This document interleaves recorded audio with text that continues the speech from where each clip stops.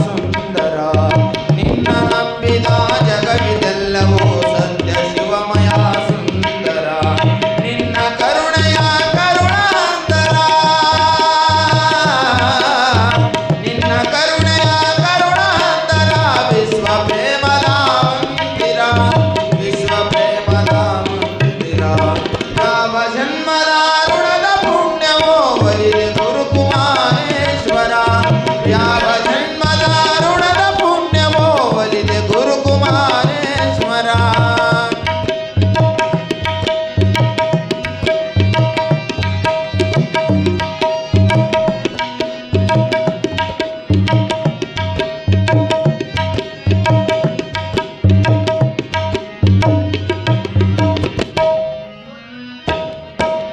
ಜನರ ಮಾನ ಅಪಮಾನ ಸಹಿಸುವೆ ನೀನೆ ತುಂಬಿದ ಮನದೊಳು ಜನರ ಮಾನ ಅಪಮಾನ ಸಹಿಸುವೆ ನೀನೆ ತುಂಬಿದ ಮನದೊಳು ಸಾವು ನೋವಿಗೆ ಅಂಜಲಾರೆನು ಸಾವು ನೋವಿಗೆ ಅಂಜಲಾರೆನು ನಿನ್ನ ಒಲುಮೆಯ ಧರೆಯೊಳು ನಿನ್ನ ಒಲುಮೆಯ ಧರೆಯೊಳು ಯಾವ ಜನ್ಮದ ಋಣದ ಪುಣ್ಯವೋ ಒಲಿದೆ ಗುರುಕುಮಾರೇಶ್ವರ ಯಾವ ಜನ್ಮದ ಋಣದ ಪುಣ್ಯವೋ ಒಲಿದೆ ಗುರುಕುಮಾರೇಶ್ವರ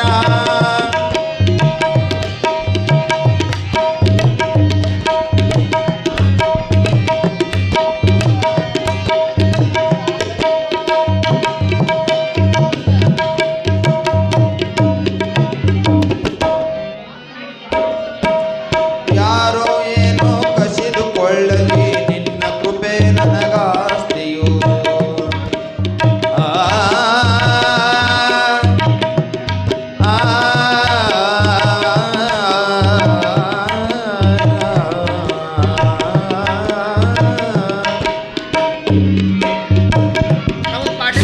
ಯಾರೋ ಏನೋ ಕಸಿದುಕೊಳ್ಳಲಿ ನಿನ್ನ ಕೃಪೆ ನನಗಾಸ್ತಿಯು ಯಾರೋ ಏನೋ ಕಸಿದುಕೊಳ್ಳಲಿ ನಿನ್ನ ಕೃಪೆ ನನಗಾಸ್ತಿಯು ಅಂತುರೇಶ್ವರ ನಿನ್ನ ಹೊರತು ಅಂತುರೇಶ್ವರ ನಿನ್ನ ಹೊರತು ಅನ್ಯ ಸಿರಿಸುಖನಾಸ್ತಿಯು ಅನ್ಯ ಸಿರಿಸುಖನಾಸ್ತಿಯು ಯಾವ ಜನ್ಮದ ಋಣದ ಪುಣ್ಯವೋ ಒಲಿದೆ ಗುರುಕುಮಾರೇಶ್ವರ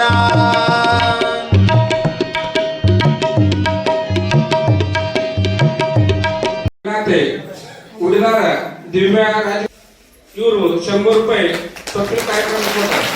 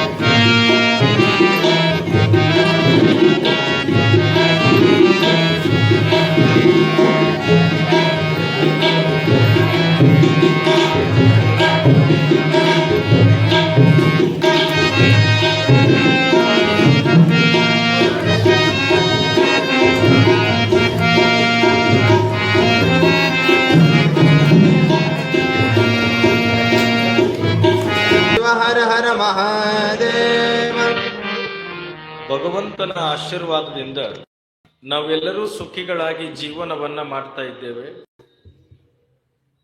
ಸಾಗಿ ಬಂದಿರತಕ್ಕಂಥ ಮಹಾಪುರಾಣದಲ್ಲಿ ಇವತ್ತು ತೊಟ್ಟಿಲ ಕಾರ್ಯಕ್ರಮ. ಲಕ್ಷ ಕೊಟ್ಟು ಕೇಳ್ರಿ, ಮನುಷ್ಯನ ಜೀವನದಲ್ಲಿ 3 ಘಟ್ಟಗಳು ಬರ್ತಾವೆ.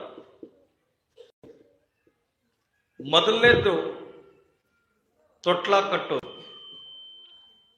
ಎರಡನೇದ್ದು ಬಾಸಿಂಗ ಕಟ್ಟೋದು, ಮೂರನೇದ್ದು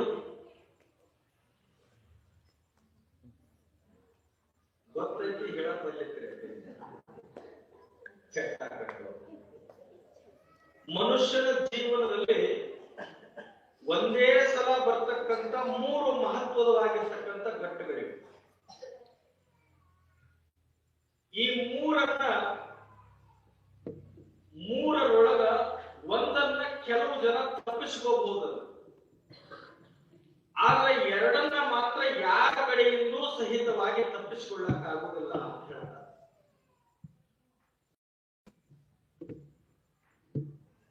ಬಾಸಿಂಗ ಕಟ್ಟೋದು ಏನೈತಲ್ಲ, ಪರಮ ಪೂಜ್ಯರಂತವರು, ಸ್ವಾಮಿಗಳಾದಂಥವರು, ಯೋಗಿಗಳಾದಂಥವರು, ವೈರಾಗಿಗಳಾದಂಥವರು ಬಾಸಿಂಗ ಕಟ್ಟಿಸಿಕೊಳ್ಳೋದನ್ನ ತಪ್ಪಿಸ್ಕೋಬಹುದು,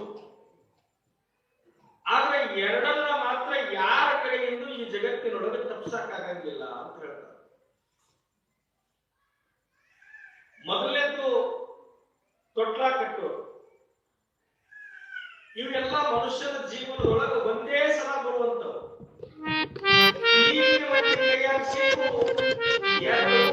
ಐದಾರು ಸಲ ಹಾಕಾಕತ್ತಾರ, 5-6 ಸಲ ಮಾಡ್ಕೊಳಕತ್ತಾರ. ಈಗ ತೊಟ್ಟಲ್ದಾಗ ಹಾಕೋದು ಸಹಿತ 4-5 ಸಲ ಹಾಕ್ತಾವ. ನಮ್ ಕಡೆ ಹೋಟೆಲ್ನಾಗ ಹಾಕ್ತಾವ, ದವಾಖಾನ್ಯಾಗ ಹಾಕ್ತಾವ, ಮನ್ಯಾಗ ಹಾಕ್ತಾವ, ಅವ್ರ ಮನ್ಯಾಗ ಹಾಕ್ತಾವ.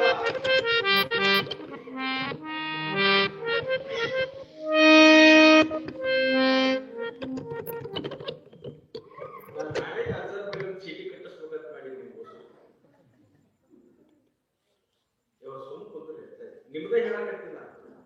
ಇವತ್ತ ಕಾರ್ಯಕ್ರಮನ ನಿಮ್ಮದ ಐತಿ, ನಂದೇನು ಇವತ್ತು ಸುಮ್ಮನೆ 10 ನಿಮಿಷ ಹೇಳ್ಬೇಕು ಹೇಳಕತ್ತೀನಿ ಅಷ್ಟ. ನೀವು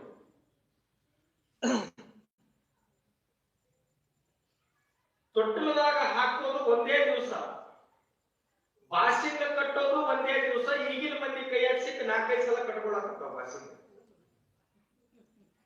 ಎರಡನ್ನ ಯಾವಾಗ ಬೇಕಾವಾಗ ಮಾಡ್ಬೋದು, ಆಗ ಕೊನೆಯದು ಏನೈತಲ್ಲ ಅದು ಮಾತ್ರ ಒಂದೇ ಸಲ. ಯಾವುದು? ನಾ ದವಾಖಾನೆ ಬಂದು ಸಾಯ್ತೀನಿ, ಮನ್ಯಾಗ ಬಂದು ಸಾಯ್ತೀನಿ ಅಂದ್ರಿಲ್ಲ, ಒಮ್ಮೆ ಸಾಯಿ. ಮನುಷ್ಯನ ಜೀವನದೊಳಗ ಈ 3 ಘಟ್ಟಗಳು ಬಹಳ ಅವಶ್ಯಕತೆ ಇರ್ತಕ್ಕಂಥವು. ಇವತ್ತು ನಾವು ಮೊದಲನೇ ಘಟ್ಟಕ್ಕೆ ಬಂದೀವಿ, ತೊಟ್ಟಲದೊಳಗೆ ಹಾಕುವಂತ ಕಾರ್ಯಕ್ರಮ. ನಿಮಗೆಲ್ಲ ನೆನಪಿರಲಿ ತಾಯಂದ್ರೆ, ನೀವು ಮಂದಿ ಮಕ್ಕಳ ಬಲ್ಲಿ ಅಥವಾ ನಿಮ್ಮ ಮನೆಯೊಳಗ ಊರೊಳಗ ಓಣ್ಯಾಗ ತೊಟ್ಟಲ ಕಾರ್ಯಕ್ರಮಕ್ಕೆ ಹೋಗ್ತಿರ್ಲಿ. ಬಹಳ ಮಂದಿಗೆ ಗೊತ್ತೈತಿಲ್ಲ, ನಿಮಗೆ ಗೊತ್ತಿಲ್ಲ. ಈ ತೊಟ್ಟಿಲು ಏನು ನೀತಿ ಪಾಠ ಹೇಳ್ತೈತಿ, ಯಾಕೆ ತೊಟ್ಟಿಲದೊಳಗ ಮಲಗಿಸಿ ಕೂಸಿಗೆ ಹೆಸರಿಡಬೇಕು ಅನ್ನೋದು ನಿಮ್ಗೆ ಯಾರಿಗಾದ್ರೂ ಗೊತ್ತೈತೆ? ಹಿರಿಯರು ಮಾಡ್ಕೊಂಡು ಬಂದಿದ್ದು ಯಾವುದೂ ಸುಳ್ಳಲ್ಲ, ಬಹಳ ಮಹತ್ವಪೂರ್ಣವಾಗಿರ್ತಕ್ಕಂಥ ಕಾರ್ಯಕ್ರಮ ಇದು. ಹುಟ್ಟುವ ತನಕ ಯಾವ ಜಾತಿದು ಅಂತ ಕೂಸಿಗೆ ಗೊತ್ತಿಲ್ಲ, ಹುಟ್ಟಿದ ಮ್ಯಾಗ ಹೆಸರಿರಂಗಿಲ್ಲ. 11 ದಿವಸಕ್ಕೆ ಈ ತೊಟ್ಟಲದಾಗ ಹಾಕಿ ಮುತ್ತೈದರೆಲ್ಲರೂ ಕೂಡಿ ಸ್ವಾಮಿಗಳನ್ನು ಕರ್ಕೊಂಡು ಅದಕ್ಕೊಂದು ಹೆಸರಿಡ್ತಾರೆ. ಮುಂದೆ ಆತ ಸತ್ತು ಬಳಿಕ ಮೈಯಾಗಿನ ಉಸಿರಿರಂಗಿಲ್ಲ, ಆದ್ರೆ ಹೆಸರು ಮಾತ್ರ ಜೀವನದೊಳಗೆ ಶಾಶ್ವತವಾಗಿರ್ತದೆ. ಎಷ್ಟು ಮಜಾ ಆಯ್ತು ನೋಡ್ರಿ, ಎಷ್ಟು ಮಜಾ. ಹುಟ್ಟಿದಾಗ ಹೆಸರಿರುವುದಿಲ್ಲ, ಉಸಿರಿರ್ತದೆ. ಸತ್ತಾಗ ಉಸಿರಿರಂಗಿಲ್ಲ, ಹೆಸರಿರ್ತದೆ. ಎಷ್ಟು ಮಜಾ ಇದೆ. ತೊಟ್ಟಲ ಯಾಕೆ ಈ ಕೂಸಿನ ತೊಟ್ಟಲದೊಳಗ ಹಾಕಿ ನಾಮಕರಣ ಮಾಡಬೇಕು ಅಂದ್ರೆ, ಈ ತೊಟ್ಟಲ ಯಾವ ಜಾತಿಯರಾಗ್ಲಿ ಯಾವ ಧರ್ಮದರಾಗ್ಲಿ ತೊಟ್ಟಲದೊಳಗ ಹಾಕುವಂತ ಕೂಸಿಗೆ 4 ನೀತಿ ಪಾಠಗಳನ್ನ ಹೇಳ್ತದೆ ಈ ತೊಟ್ಟಲು. ಈಗೇನ್ ಬಂದವಲ್ಲ ಅವು ತೊಟ್ಟಲಲ್ಲವು. ಈತ ಕಾಟದ ಬಡ್ಡೆ ಅಂಗಡಿಯಾಗಿಟ್ಟು ಹಂಗೆ ತೂಗ್ತಾರಲ್ಲ ಅವೆಲ್ಲ ತೊಟ್ಲಲ್ಲ. ಇದಕ್ಕಿಂತ ವಿಚಿತ್ರ ಹೇಳ್ತೀನಿ ನಿಮಗ, ಅವಾಗ ಹಿಂದಿನ ತಾಯಿಯಂದು ತೊಟ್ಲಾ ತೂಗ್ತಿದ್ರು, ಹಗ್ಗ ಕಟ್ಟಿ ವರ್ಷದ ಮ್ಯಾಗ ಕುಂತು ತೊಟ್ಲಾ ತೂಗ್ತಿದ್ರು. ಈ ತೊಟ್ಲಾ ತೂಗಕ್ ಬ್ಯಾಸರಾಗಿ ಸುತ್ತ ಹಾಕೋದಾಗಿ ಕರೆಂಟ್ ಸುತ್ತ ಹಾಕ್ಬಿಟ್ಟು ತಾನೇ ತೂಗ್ತ ತೊಟ್ಲ. ಕರೆಂಟ್ ಸುಚ್ಚಿನ ಮ್ಯಾಗ ಕೂಸಿನ ಹಾಕ್ಸು. ಈ ನೀತಿ ಪಾಠ ಏನು ಹೇಳ್ತದ ಅಂತ ಕೇಳಿದ್ರ, ಕೆಳಗಿಟ್ಟ ಆಡಿಸು ತೊಟ್ಲಲ್ಲ, ಈ 4 ಹಗ್ಗಗಳನ್ನು ತಗೊಂಡು ಕಟಿಲಿಯ ತೊಟ್ಟಿಲ ಏನೈತಿ ಇದಕ್ಕೆ ನಿಜವಾದ ತೊಟ್ಲ ಅಂತ ಕರೀತಾರೆ. ಈ 4 ಹಗ್ಗಗಳೇನದಾವ, 4 ನೀತಿ ಪಾಠವನ್ನ ಆ ತೊಟ್ಟಿಲದೊಳಗೆ ಮಲಗಿದಂತ ಖುಷಿಗೆ ಹೇಳ್ತಾವ. ನೋಡಪ್ಪ, ಭಗವಂತನ ಇಚ್ಛೆಯಂತೆ ಈ ಭೂಮಿಗೆ ನೀ ಬಂದಿದಿ. ನಿನ್ನ ಜೀವ ಹೋಗುವುದರೊಳಗ 4 ಜಯಿಸಬೇಕು ಅಂತ ಹೇಳ್ತಾ ಬಂದ. ಮೊದಲನೇದು, ಅಲ್ಲಿ ಹುಡುಗರು ಯಾವ್ದಾದ್ರು ಬರಕತ್ತ ಒಂದಿಟ್ಟು ಬೆದರ್ಸ್ರಿ. ನಿಮ್ ಊರಾಗ ಹುಡುಗರು ಯಾವ್ದಾವ ಇಟ್ಟು ಶಾಲೆ ಅದಾವ ಹೇಳ್ತೀನಿ ನಾನು, ಅದು ಗೊತ್ತದ.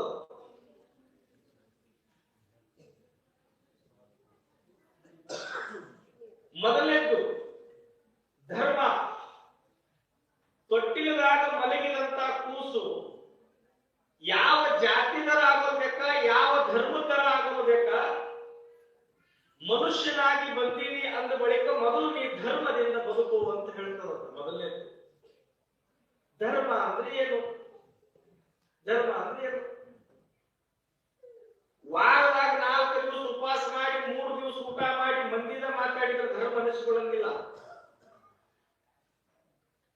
ಹಣದ ತಂದೆ ತಾಯಿಗೆ ಅನ್ನ ಹಾಕಲಾರ್ದ 800-900 ಕಾಂಪೌಂಡ್ಗೆ ಹತ್ತಿ ಗುಡ್ಡಕ್ಕೆ ಹೋಗಿ ದೇವ್ರ ನಮಸ್ಕಾರ ಮಾಡಿದ್ರು ದೇವ್ ಒಲಿಯಂಗಿಲ್ಲ. ಸೊನ್ನಲಿಗೆ ಸಿದ್ದರಾಮ ಶಿವಯೋಗಿಗಳು ಬರೀತಾರ, ಧರ್ಮ ಅಂದ್ರೆ ಏನು ಅಂದ್ರೆ 2 ಸಾಲಿನೊಳಗೆ ಹೇಳ್ತಾರ, ಬಹಳ ಚಂದ ಹೇಳ್ತಾರ. ಒಬ್ಬರ ಮನಸ್ಸು ನೋಯಿಸದವ, ಒಬ್ಬರ ಮನೆಯ ಹಾಳು ಮಾಡದವ, ಪರಮ ಪಾವನ ನೋಡ ಅಂತ ಹೇಳಿದ್ರು. ಇದೇ ಧರ್ಮ. ಏನು ಧರ್ಮ ಅಂದ್ರ, ಏನು ಮಾಡಬೇಡತಮ್ಮ, 2 ಕೆಲಸ ಮಾಡು.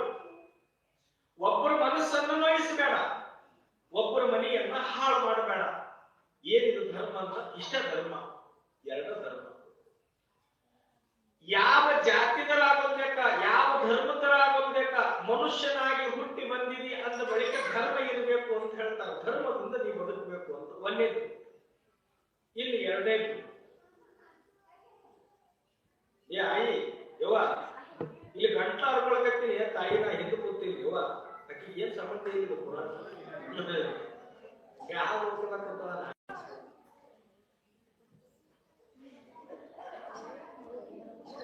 ಇಲ್ಲಿ ಲಕ್ಷ ಕೊಟ್ಟು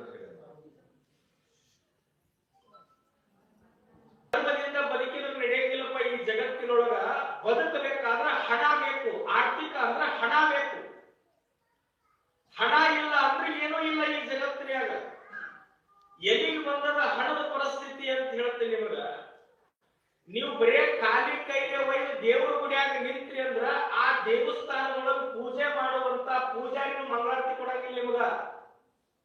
ಕೈಯಾಗ 10 ರೂಪಾಯಿ ಹಿಡ್ಕೊಂಡ್ರೆ ನಿಮಗೆ ಮಂಗಳಾರತಿ ಕೊಡ್ತಾನವ. ಮತ್ತ ಅವ್ರದೆಲ್ಲ ಹೇಳಿದ ಮ್ಯಾಗ ನಾವೇನು 3 ಮಂದಿ ಬಂದಿವಲ್ಲ, ನಾವೇನು ಯಾರ ಬಿಡಕ್ ಬಂದಿವಿ ಅಂತ ತಿಳ್ಕೊಂಡ್ರೆ ನೀವು. ನಾವು ಮನೆಯ ಪಗಾರ ತಗೊಂಡು ಗುಡಿಯಕ್ಕೆ ಬಂದೀವಿ. ಹಣ ಇಲ್ಲ ಅಂದ್ರೆ ಏನೂ ಇಲ್ಲ ಈ ಜಗತ್ತಿನೊಳಗ. ಹಣದ ಗುಣ ಎಷ್ಟು ಸುಮಾರು ಅಂತ ಹೇಳ್ತೀನಿ ನಿಮಗ. ಬರೇ ಧರ್ಮದಿಂದ ಬದುಕಿದ್ರೆ ಈ ಜಗತ್ತಿನಾಗ ನಡೆಯಂಗಿಲ್ತಮ್ಮ. ಬದುಕಬೇಕಾದ ಒಂದಿಷ್ಟು ಹಣ ಗಳಿಸು, ಬದುಕಬೇಕಾದ ಒಂದಿಷ್ಟು ಹಣ ಗಳಿಸು. ಹಣದ ಗುಣ ಎಷ್ಟು ಸುಮಾರು ಅಂತ ಹೇಳ್ತೀನಿ ನಿಮಗ. ಹಣ ನಿಮ್ಮ ಬಳಿ ಇತ್ತು ಅಂದ್ರ ಎಲ್ಲರೂ ನಿಮ್ಮವರು. ಒಂದು ವೇಳೆ ಹಣ ನೀವು ಇಟ್ಕೊಳ್ಳಿಲ್ಲ, ಗಳಿಸಲಿಲ್ಲ ಅಂದ್ರೆ ನಿಮ್ಮವ್ರು ಅನಿಸಿಕೊಂಡವರು ನಿಮ್ಮನ್ನು ಬಿಟ್ಟು ಹೋಗ್ತಾರೆ. ಎಷ್ಟು ಮಜಾ ಆಗ್ತೀರಿ ನೀವು. ಇದಕ್ಕಿಂತ ಸರಳ ಹೇಳ್ತೀನಿ ನೀವು. 90 ವರ್ಷದ ಮುದುಕನ ಕೈಯಾಗ 1 ಕೋಟಿ ರೂಪಾಯಿ ರೊಕ್ಕ ಕೊಟ್ರೆ 18 ವರ್ಷದ ಹುಡುಗ ಕನವ. 90 ವರ್ಷದ ಮುದುಕನ ಕೈಯಾಗ 1 ಕೋಟಿ ರೂಪಾಯಿ ರೊಕ್ಕ ಕೊಟ್ರೆ ಅಂದ್ರೆ 18 ವರ್ಷದ ಹುಡುಗ ಕುಣಿದಂತ ಕುಣಿತಾನೆ, ತಕ ತಕ ತಕ ಕುಣಿತಾನ. 18 ವರ್ಷದ ಹುಡುಗನ ಕೈಯಾಗ 1 ರೂಪಾಯಿ ರೊಕ್ಕ ಅಂದ್ರೆ 90 ವರ್ಷದ ಮುದುಕ ಮಕ್ಕೊಂಡಂಗೆ ಮಕ್ಕೊಂತಾನ.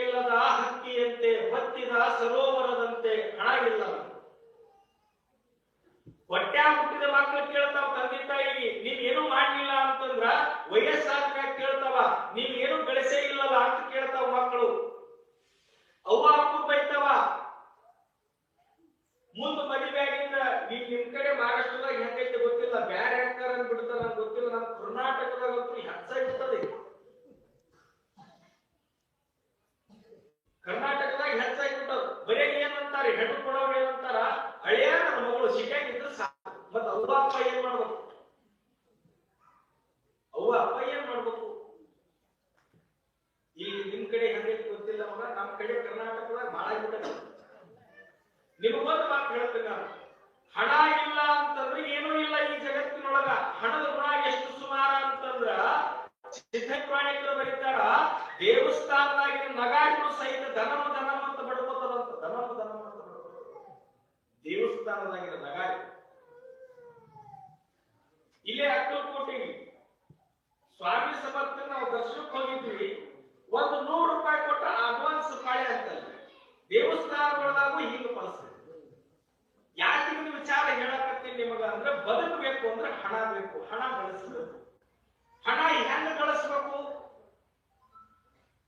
ನ್ಯಾಯ ಮಾರ್ಗದೊಳಗ ಕಾಯಕ ಮಾಡಿ ಕೆಲಸ ಮಾಡಿ ಹಣ ಗಳಿಸಬೇಕು. ರೊಟ್ಟಿನೇ ತುಳಿದು ಯಾವ ರೊಟ್ಟಿ ಉಣ್ತಾರ ಅವನಿಗೆ ಬಹಳ ಕಿಮ್ಮತ್ತ ಈ ಜಗತ್ತಿನಾಗ. ನಿಮ್ಗೆ ಇನ್ನೂ ಒಂದು ತಿಳಿಯಂಗ್ ಹೇಳ್ತೀನಿ ನಾನು.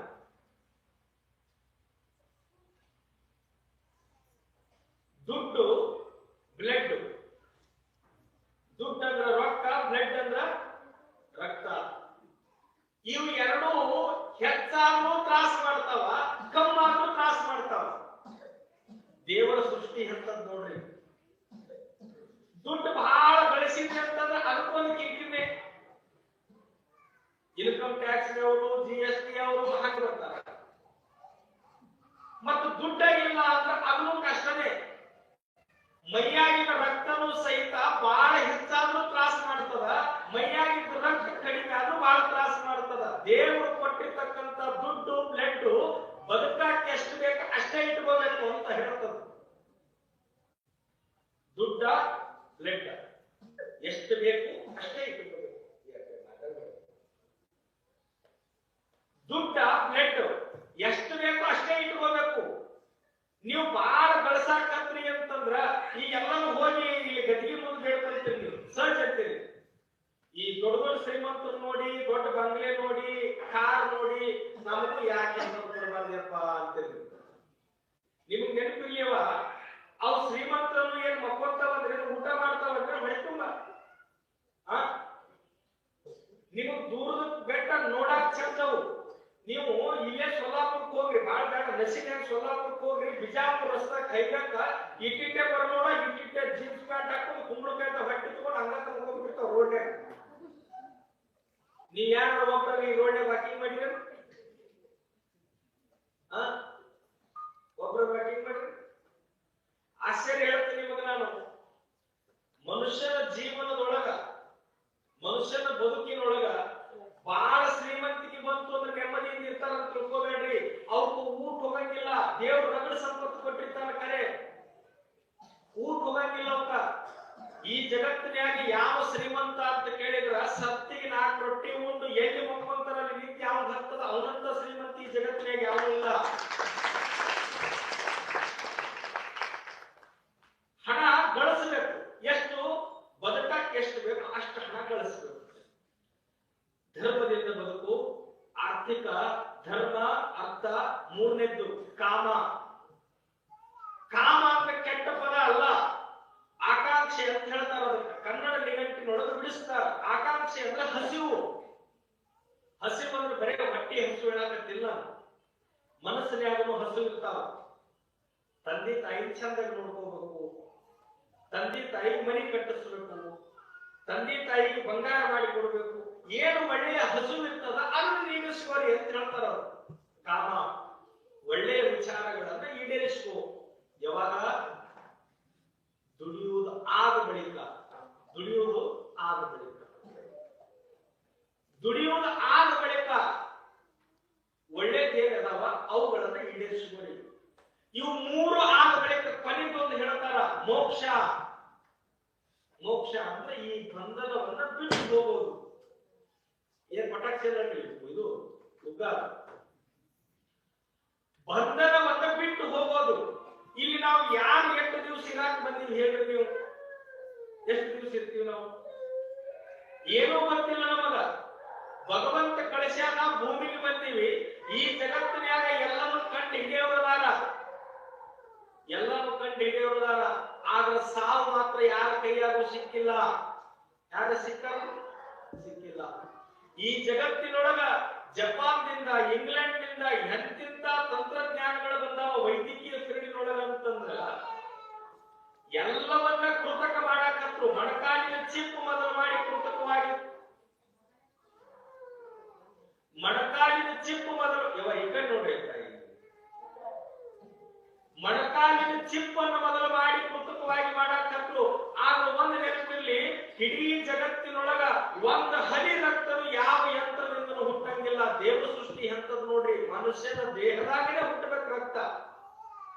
ಎಲ್ಲರೂ ಕೇಳಿದ್ರು, ಒಂದು ಹನಿ ರಕ್ತ ಎಲ್ಲರ ಯಾವುದರ ಮಿಶ್ರಣದಿಂದ ಹುಡ್ಸಾಕಿ ಇವತ್ತಿನ ತರ ವಿಜ್ಞಾನಕ್ಕಾಗಿಲ್ಲ. ದೇವರೆಷ್ಟು ದೊಡ್ಡಮ್ಮ,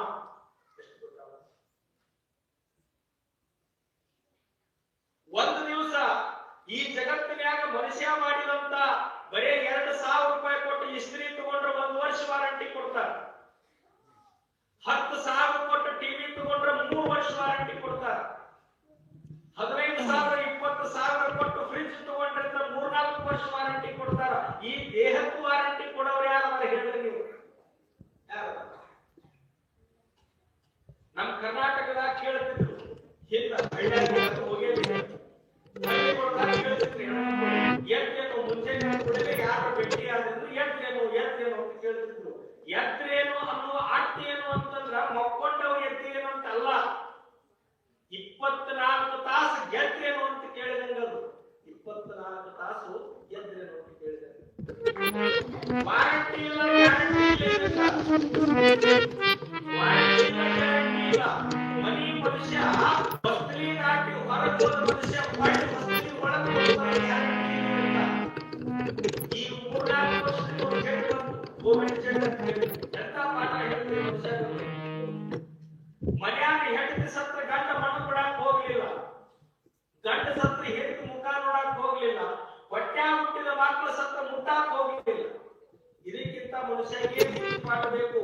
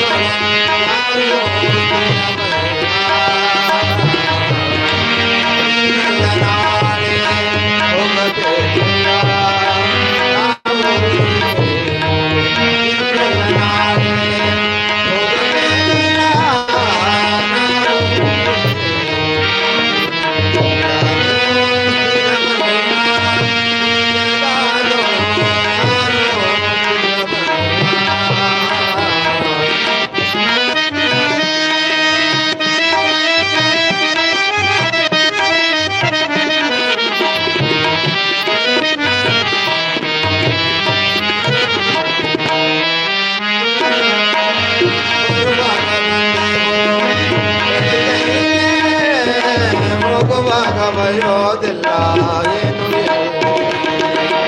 ಬರುವಾಗ ಬಂದೇವೋ ಹೋಗುವಾಗ ಬಯೋದಿಲ್ಲ.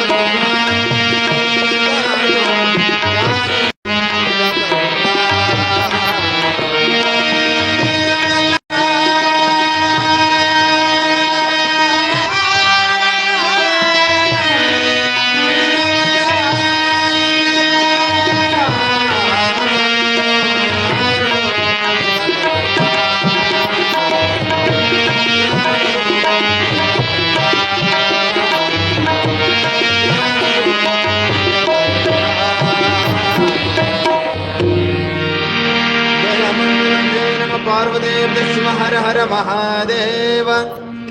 ಗೊತ್ತಿಲ್ಲ ಮಲಗಿದಂತ ಕೂಸಿಗೆ 4 ನೀತಿ ಪಾಠಗಳನ್ನ ಹೇಳ್ತೈತಿ ಅಂತ ಹೇಳ್ತಾರೆ. ಧರ್ಮ, ಅರ್ಥ, ಕಾಮ, ಮೋಕ್ಷ. ಈ 4 ತೊಟ್ಟಿಲದೊಳಗೆ ಮಲಗಿದಂತ ಕೂಸು ಜಯಿಸಬೇಕು ಅಂತ ತಿಳ್ಕೊಂಡು ತೊಟ್ಲ ನೀತಿ ಪಾಠ ಹೇಳ್ತೈತಿ ಅಂತ ಹೇಳ್ತಾರೆ.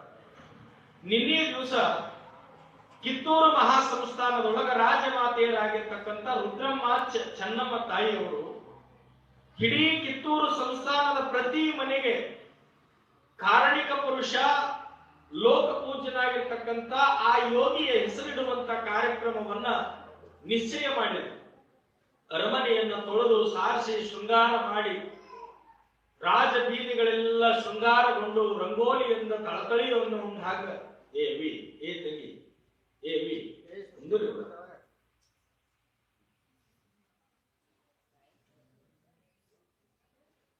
ಇಡೀ ರಾಜ ಬೀದಿಯನ್ನ ಮಗುವಣಗಿತ್ತಿ ಅಂತ ಶೃಂಗಾರ ಮಾಡಿದ್ರು.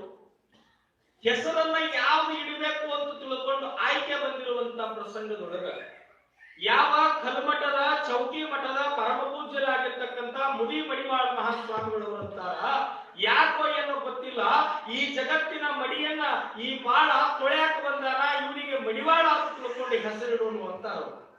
ಮಡಿವಾಳ ಅಂತ ತಿಳ್ಕೊಂಡು ಹೆಸರಿಡೋಣ. ಎಷ್ಟು ಅರ್ಥ ಐತಿ ನೋಡ್ರಿ ಅದ್ರೊಳಗ. ಈ ಜಗತ್ತು ಮುಟ್ಟಾಗ್ಯದ, ಈ ಜಗತ್ತು ಹೊಲಸಾಗ್ಯದ.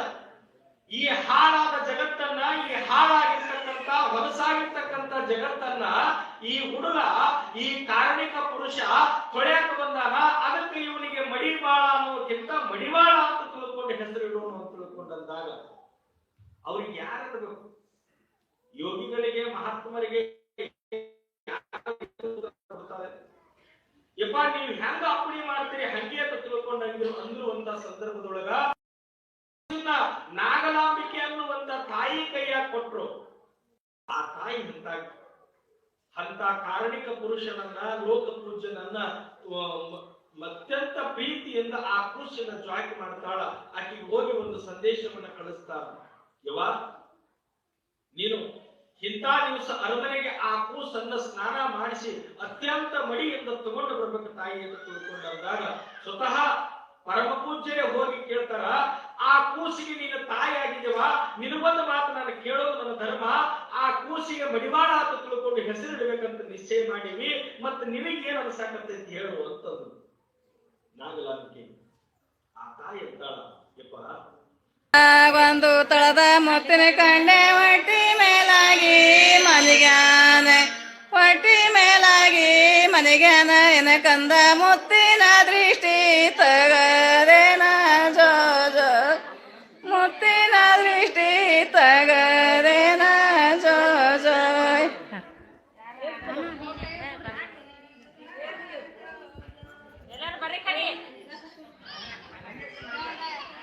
ಆಡಿ ಬಾನನ ಕಂದ ಅಂಗಲ ತಳದೇನ ತೆಂಗಿನಕಾಯಿ ತಿಳಿ ನೀರ, ತೆಂಗಿನಕಾಯಿ ತಿಳಿ ನೀರ ತಕ್ಕೊಂಡು ಬಂಗಾರದ ಮಗುವ ತಳದೇನ ಜೋ ಜೋಯ್, ಬಂಗಾರದ ಮಗುವ ತಳದೇನ ಜೋ ಜೋಯ್. ಬರ್ರಿ ಮಕ್ಕಳ ತಾಯವ್ವ ಕೆಟ್ಟ ನಮ್ಮಲ್ಲಿ ಬೇಡ, ಪಕ್ಷಿ ಜಾತ್ಯಾಗ ಗರುಡಾನ, ಪಕ್ಷಿ ಜಾತ್ಯಾಗ ಗರುಡಾನ, ಎಲಕಂದ ಉತ್ತುಂಬರ ಮಕ್ಕಳಂದ ಮನಿ ತುಂಬ ಜೋ ಜೋಯ್, ಉತ್ತುಂಬರ ಮಕ್ಕಳಂದ ಮನಿ ತುಂಬ ಜೋ ಜೋಯ್, ಉತ್ತಮರ ಮಕ್ಕಳ ಮನಿ ತುಂಬ ಜೋ ಜೋ, ಉತ್ತಮರ ಮಕ್ಕಳ ಮನಿ ತುಂಬ ಜೋ ಜೋ.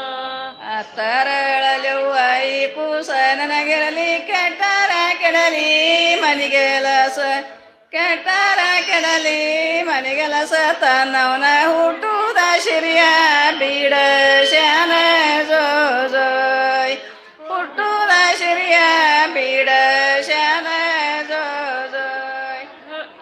ಆಶ್ರಿಯ ಬೇಡ ಶಾನ ಜೋ ಜೋ, ಹುಟ್ಟದ ಸಿರಿ ಬೇಡ ಶಾನ ಜೋ ಜೋ.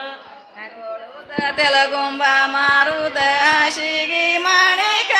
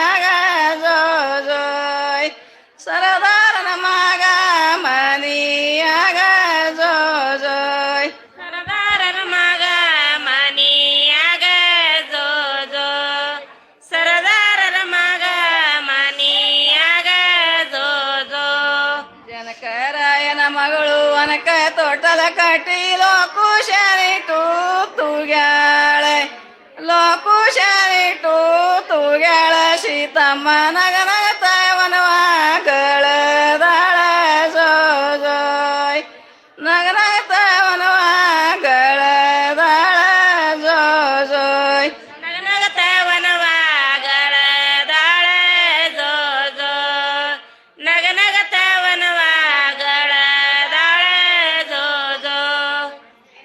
ತರವಾರಿಯವರು ಬಾಳ ಮಾಲಿಗೆ ಮುಡಿಯವರ್ಯಾರೈ ಬಾಳಿಯಣ್ಣ ತರವಾರಿಯವರು ಬಾಳ ಮಾಲಿಗೆ ಮುಡಿಯವರ್ಯಾರೈ ಬಾಳ್ಗಿಲದರು ಬಂದು ಬಾಗಿನದ ನಿಂತಾರೆ ಬಾಲನ ತಾಯಿಗೆ ಹೊರಗೆ ಬಾನಂದ ಜೋಯ್ ಬಾಗಿಲದವರು ಬಂದು ಬಾಗಿಲದಾಗ ನಿಂತಾರೆ ಬಾಲನ ತಾಯಿಗೆ ಹೊರಗೆ ಬಾನಂದ ಜೋಯ್ ಬಾಲನ ತಾಯಿಗೆ ಹೊರಗೆ ಬಂದ ಜೋ ಬಾಲನ ತಾಯಿಗೆ ಹೊರಗೆ ಬಂದ ಜೋ ನಿಂಬಿಯಣ್ಣ ತರವಾರಿವರು ತುಂಬ ಮಾಲಿಗೆ ಮುಡಿಯವರ್ಯಾರೈ ನಿಂಬಿಯಣ್ಣ ತರವಾರಿವರು ತುಂಬ ಮಾಲಿಗೆ ಮುಡಿಯವರ್ಯಾರೈ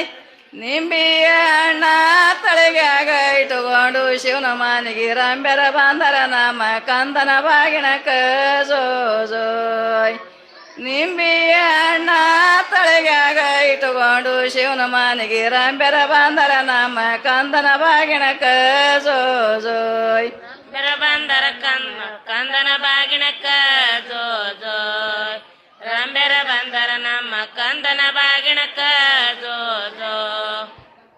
ಕರೆದ ಬಂದೇವ ನಾವ ಒಕ್ಕಲಾಗೇರಿ ನೆರೆದ ಬಾಂದರ ಬಾಗಿಣದವ್ರೈ ಕರೆದ ಬಂದೇವ ನಮ್ಮ ಒಕ್ಕಲಾಗೇರಿ ಕರೆದ ಬಾಂದರ ಬಾಗಿಣದವ್ರೈ ಬಾಗಿಣದವರ ಬಂದು ಬಾಗಿಲದಾಗ ನಿಂತಾರೆ ಬಾಲನ ತಾಯಿಗೆ ಹೊರಗೆ ಬಾನಂದ ಜೋಯ್ ಬಾಗಿಣದವರು ಬಂದು ಬಾಗಿಲದಾಗ ನಿಂತಾರೆ ಬಾಲನ ತಾಯಿಗೆ ಹೊರಗೆ ಬಾನಂದ ಜೋಯ್ ಬಾಗಿಣ ತಾಯಿಗೆ ಹೊರಗೆ ಬಂದ ಜೋ ಬಾಗಿಣ ತಾಯಿಗೆ ಹೊರಗೆ ಬಂದ ಜೋ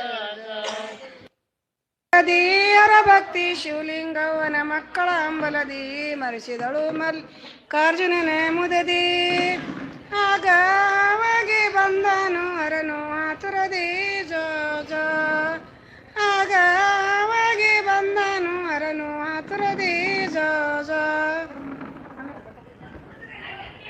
ಈಗ ಅವಾಗ ಬಂದನ ಅದನ್ನು ತುರಿದಿ ಜೋ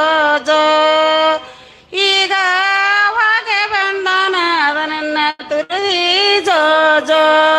ಆವಾಗಿ ಬಂದಂತಾರನನ್ನು ನೋಡಿ ಧೈರ್ಯದಿಂದ ಅಪ್ಪಿದಳು ಹೋಗಿ ಮುದ್ದಾಡಿ ಸೈಸನ ಭಕ್ತಿಯ ನೋಡಿ ಆಗ ಸಂತೋಷವಾದರು ಸತಿಪತಿಗಳ ಕೂಡಿ ಜೋ ಆಗ ಸಂತೋಷವಾದರು ಸತಿಪತಿಗಳ ಕೂಡಿ ಜೋ ಸಂತೋಷನಾದರು ಸತಿಪತಿಗಳ ಕೂಡಿ ಜೋ ಆಗ ಸಂತೋಷನಾದರು ಸತಿಪತಿಗಳ ಕೂಡಿ ಜೋ ದಿವಸಕ್ಕೆ ಹೆಸರೇ ನೀಡಬೇಕೆಂದು ಮದನಾದಿ ಶೋಭಿಸುವ ಸ್ತ್ರೀಯರ ಕರಿತಂದು ಮದನ ವೈರಿಯರ ವರದಿಂದ ಹುಟ್ಟಿದವನೆಂದು ಆಗ ಚದುರೇರು ಹೆಸರಿಟ್ಟರ ಶ್ರೀ ಮುಕ್ತನೆಂದು ಜೋ ಆಗ ಚದುರೇರು ಹೆಸರಿಟ್ಟರ ಶ್ರೀ ಮುಕ್ತನೆಂದು ಜೋ ಆಗ ಚದುರೇರ ಹೆಸರಿಟ್ಟರ ಶ್ರೀಮುಕ್ತನೆಂದು ಜೋ ಆಗ ಚದುರೇರು ಹೆಸರಿಟ್ಟರ ಶಿವಬಸವನೆಂದು ಜೋ ಸಂಸಾರದ ಬದುಕಿನೊಳಗ ವಿಭೂತಿ ಹಚ್ಕೊಳ್ಳಿಲ್ಲ ಅಂದ್ರೆ ಆಕ್ರೋಶ ಊಟ ಮಾಡ್ತಿದ್ದಿಲ್ಲ. ಎದ್ದು ಹೋಗಿ ಆ ತಾಯಿ ವಿಭೂತಿಯನ್ನು ಹಚ್ಚುತ್ತಿದ್ದು. ಅದಕ್ಕೆ ಹೇಳಿದ್ರು ನಮ್ಮವರು ಏನಂತ, ಮನೆಯ ಮೊದಲು ಪಾಠ ಶಾಲೆ ತಾಯಿ ಮೊದಲ ಗುರು. ತಾಯಿ ಮೊದಲನೇ ಗುರು. ಮಕ್ಕಳಿಗೆ ಎಂತ ಸಂಸ್ಕಾರ ಕಲಿಸಬೇಕು ಅಂತಂದ್ರೆ ನಾನು ನಿನ್ನೆ ಹೇಳಿದೆ ನಿಮಗ, ನೀವು ಬದಲಾಗ್ರಿ, ಮಕ್ಕಳು ಬದಲಾಗ್ತಾವ. ಬರೇ ಮಕ್ಕಳ ಮೇಲೆ ನೀವು ಗೂಬೆ ಕೂಡಿಸ್ಬೇಡ್ರಿ, ನೀವು ಬದಲಾಗ್ರಿ, ತಂದೆ ತಾಯಿ ಬದಲಾಗ್ರಿ, ವಿಭೂತಿ ಹಚ್ಕೊಳ್ರಿ, ಅಜ್ಜಾರಿಗೆ ನಮಸ್ಕಾರ ಮಾಡಂತ ಹೇಳ್ರಿ. ನೀವು ಮಾಡಿದ್ರೆ ನಿಮ್ಮ ಮಕ್ಕಳು ತಾವ ಮಾಡ್ತಾವ. ನೀವು ಮಾಡಿದ್ರಿ ಅಂದ್ರ ನಿಮ್ಮ ಮಕ್ಕಳು ತಾವ ಮಾಡ್ತಾವ. ಈ ಮಠದ ಆವರಣದಾಗ ನೀವು ಬಂದ್ರಿ ಅಂದ್ರೆ ಏನು ಮಾಡ್ಬೇಡ್ರಿ, ಬರೇ ಒಂದು ಬಿಡ್ತಿರುವಂತ ಒಂದು ತಪ್ಪಲ ನೀವು ಎತ್ತಿಟ್ರಿ ಈ ಜಾಗದಾಗಿನ ಪುಣ್ಯ ನಿಮಗೆ ಬರ್ತದ, ನಿಮ್ಮ ಮಕ್ಕಳು ಮಾಡ್ತಾವ. ಇವ ಇಂಥ ಜಾಗದೊಳಗೆ ಸೇವಾ ಮಾಡಬೇಕಾದ್ರೆ ಸಾಮಾನ್ಯರಿಗೆ ಸಿಗಂಗಿಲ್ಲ ತಾಯಿ, ಸಾಮಾನ್ಯರಿಗೆ ಸಿಗಂಗಿಲ್ಲ.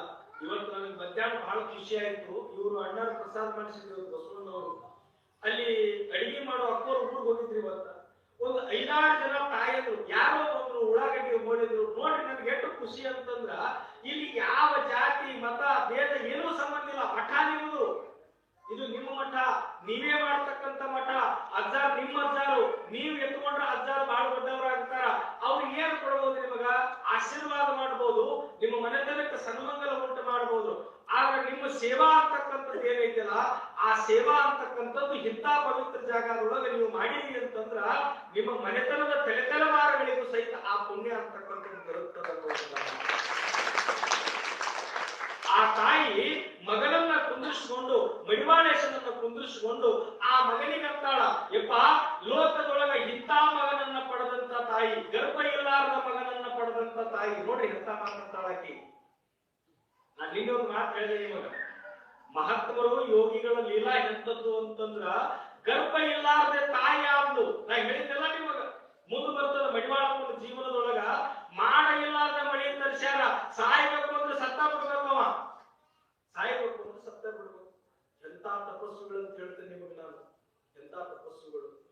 ಬಹಳ ವಿಚಿತ್ರ ಹೇಳ್ತೇನೆ ನಿಮಗ. ಮನುಷ್ಯರಿಗೆ ಎಂದು ದೇವರ ಬೆನ್ನ ಹತ್ತಿ ಹೋದ್ರ, ದೇವರ ಹಿಂದೆ ಮನುಷ್ಯರ ಬೆನ್ನ ಹತ್ತಿ ಹೋದ್ರ, ಶರಣರ ಹಿಂದೆ ದೇವರೇ ಬೆನ್ನ ಹತ್ತಿ ಬಂದ. ಶರಣರಿಂದ ದೇವರೇ ಬೆನ್ನ ಹತ್ತಿ ಬಂದ. ಈ ಜಗತ್ತಿನ ಇತಿಹಾಸ ಅಲ್ಲಿ ಮಡಿವಾಳೇಶನನ್ನ ಆ ತಾಯಿ ತೊಡಿ ಮೇಲೆ ಮಲಗಿಸಿಕೊಂಡು ಲಾಲನೆ ಪಾಲನೆ ಮಾಡುವುದರೊಳಗ ಮಗನನ್ನ ಬೆಳೆಸ್ತಾಳ.